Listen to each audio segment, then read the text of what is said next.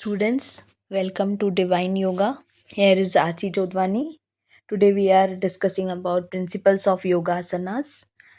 Uh, there are 15 principles to be followed. पहला principal है breathing. जब हम योगा प्रैक्टिस करते हैं या आसन करते हैं तो हमें अपने आसन को करते समय ब्रीदिंग का पूरा ध्यान रखना है. ब्रीथ को रोकना नहीं है. जब हम बैक बेंडिंग करते हैं तो इनहेल करना है और फॉरवर्ड बेंडिंग करते हैं तो एक्सहेल करना है. It should be synchronization with the asana practices. Okay. Next point is awareness.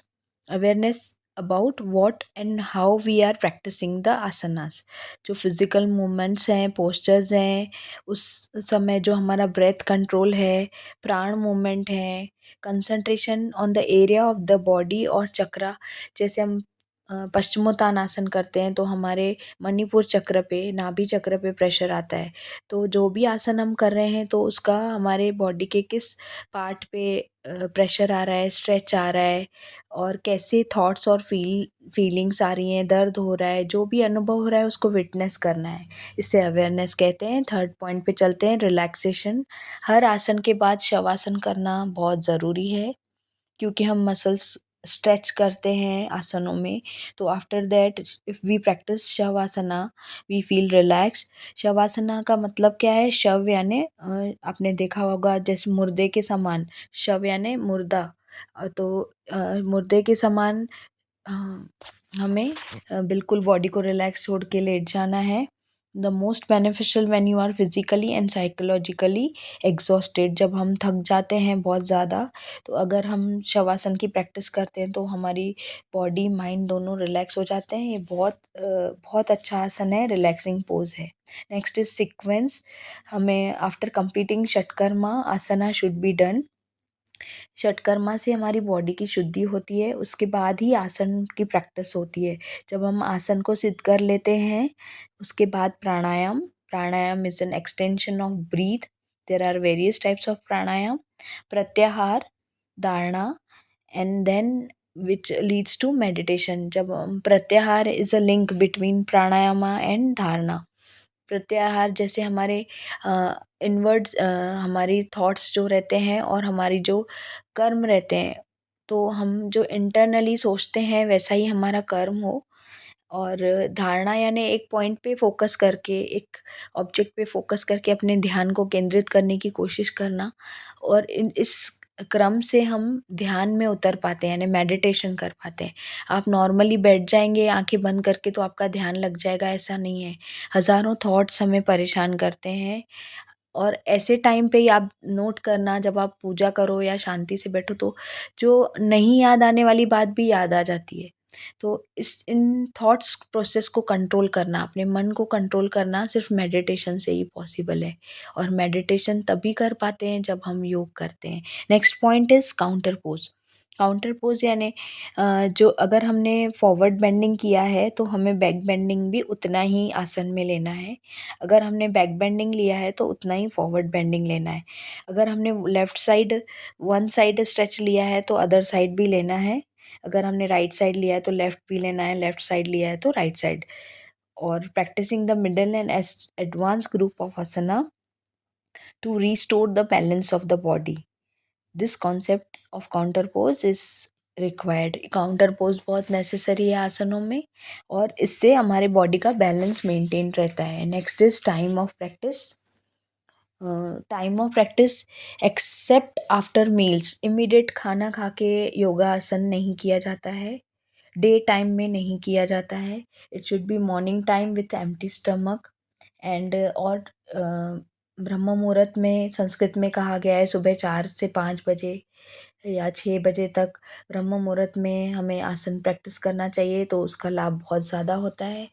और best time of higher yogic activities because the atmosphere is pure and calm. उस समय पे बहुत शांति होती है और एटमॉस्फेयर में सब नॉर्मली सो ही रहते हैं तो एटमॉस्फेयर बहुत प्योर होता है, शांति होती है. तो अगर कोई योगी आसन प्रैक्टिस करता है तो उसकी वो काफ़ी हद तक स्पिरिचुअल हाइट्स को अचीव कर सकता है. It should be before sunrise और it also can be done at evening time at after during sunset. शाम को एम्प्टी स्टमक यानी खाना खाने के 4 या 5 घंटे बाद ही आसनों को प्रैक्टिस करना चाहिए। Next is if any woman is pregnant, pregnancy asanas should be avoided, or if it should be done under the consultation of yoga therapist or doctor. Mild exercises, deep breaths, meditation, pranayam, slow pregnant ladies कर सकती हैं, otherwise under the instruction of some yoga instructor. Next is age limit.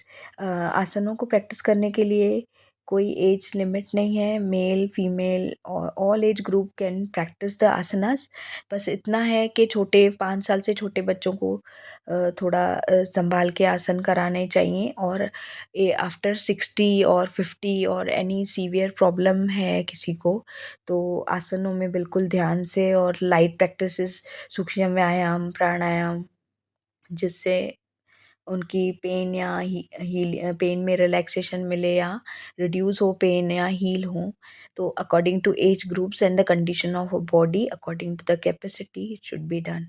As limit का हो गया। Next is 9th point, place of practice. Well ventilated, calm and peaceful environment. Asanas can be done outside, जहाँ बहुत खुली हवा हो, green grass हो, या बैल्कनी हो, या लवली गार्डन हो, ट्रीज हो, फ्लावर्स हो, वहाँ प्रैक्टिस करने से और हमारी एनर्जी लेवल बूस्ट होती है। नेक्स्ट इज़ ब्लैंकेट और योगा मैट। नेचुरल मटेरियल का बना हुआ ब्लैंकेट यूज़, फोल्डेड ब्लैंकेट का आसन होना चाहिए। प्लास्टिक का आसन्स और ये जो आजकल मैट्स मिल रहे हैं ये अवॉइड करना चाहिए। Insulator between the body and the earth. कभी भी आसन करते समय कोई भी आपका पैर या हाथ ज़मीन से टच नहीं होना चाहिए, वो योगा मैट पे ही होना चाहिए। इतना आपका मैट होना चाहिए जिस पे आपकी पूरी बॉडी प्रॉपर जिस पे आप प्रॉपर प्रैक्टिस कर पाएँ आसनों की। Blanket is the best asana. Next is clothes.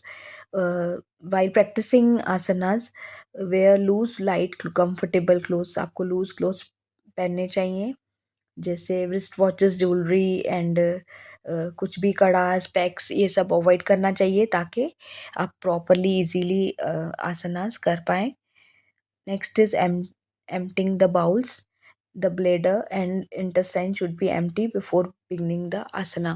ये हमने पढ़ा था षटकर्मा, यानी आपका बॉडी डिटॉक्स होना चाहिए, पेट बिल्कुल साफ होना चाहिए, आपका ब्लैडर क्लीन होना चाहिए। कभी भी हम सुबह उठते हैं और इमीडिएट एक्सरसाइज करते हैं, बहुत बच्चे, बहुत लोग, ऐसे नहीं करना चाहिए। Before after emptying your bowls you can practice the asanas. Do not strain. जब हम आसना प्रैक्टिस करते हैं तो हमें लगता है हमारा पोस्चर्स प्रॉपर फॉर्म में हो, प्रॉपरली हो। इसके कारण बहुत स्टूडेंट्स या बहुत प्रैक्टिशनर स्ट्रेस देते हैं खुद को, फिर उसकी और कैपेसिटी से ज़्यादा करते हैं, तो ये तरीका सही नहीं है। Next is empty stomach. ये हमने बता दिया कि खाली पेट ही करना चाहिए, या तो 4-5 घंटे मेन मील के लंच के बाद, या खाली पेट सुबह एम्प्टी स्टमक योगासन करने चाहिए। Next is diet. डाइट जो नेचुरल फ्रूट्स हैं, नेचुरल फूड्स हैं, वो मॉडरेट अमाउंट में, जितनी बॉडी को ज़रूरत है उतना ही हमें अन्न या फूड देना है, और बैलेंस्ड डाइट लेना है। और ऐसे कहा गया है कि half of the stomach should be filled with food. हमें आधा पेट खाने से भरना चाहिए, 1/4 विथ वाटर, 1/4 जो है वो पानी से, and remaining quarter with left empty at a meal time, rather than living to eat, eat to live. हमें खाने के लिए नहीं जीना है, हमें जीने के लिए खाना है। हमें वो ध्यान रखना है कि हमारा शरीर स्वस्थ रहे। तो हमें, अगर हम थोड़ा सा कम खाना खाएंगे तो हम हेल्दी रहेंगे, ऊर्जावान रहेंगे। ओके स्टूडेंट्स, आज हमने बात की principles of yogasanas according to your marks, यानी अगर आपके 8 मार्क्स का या 10 मार्क्स का, सॉरी 4 मार्क्स का क्वेश्चन है, तो आपको एटलीस्ट 8 पॉइंट्स विथ हेडिंग्स बतानी है। तो बहुत इजी पॉइंट्स हैं। आई होप आपको ये टॉपिक समझ में आया होगा। Thank you. Subscribe my channel.